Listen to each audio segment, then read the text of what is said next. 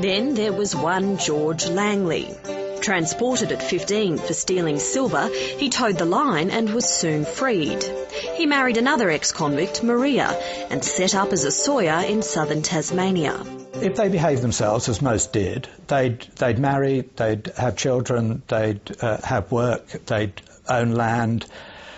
And the fact that very few of them ever returned to Britain, I mean, apart from the fact that it was expensive to do so, seems to indicate that they realised they had a better life here. And certainly if you read a lot of the background to these men, there was nothing waiting for them back in Britain.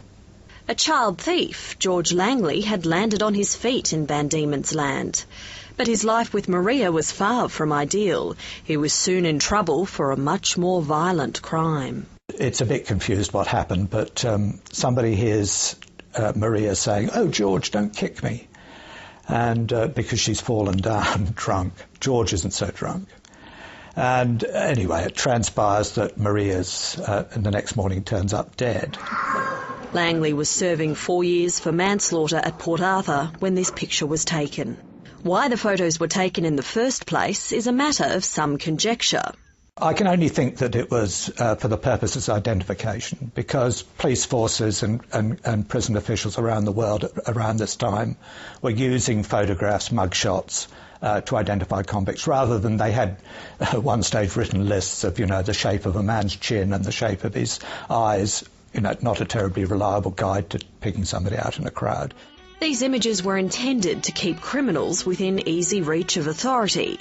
Now they allow long-dead convicts to reach out to historians hungry for information. I asked myself that question throughout the entire book, because I sat there looking at these faces for 2 years trying to decide what they do tell us. The beauty of these 20 men, the 20 men in the book, is that these are nobody in particular. These are just 20 guys. They did nothing spectacular. They no brave acts, no great feats. No wonderful endings to their lives. They're just very average men. And I think that's part of the charm of it, is that here's the real story of the real convicts. And what do you think the experience would have been like for these convicts, these complete unknowns, to be photographed like this? Well, that's an interesting point, because certainly some of them, Doherty, who had been in jail since the 1830s, before photography was even invented, this was probably the first photograph he ever had taken.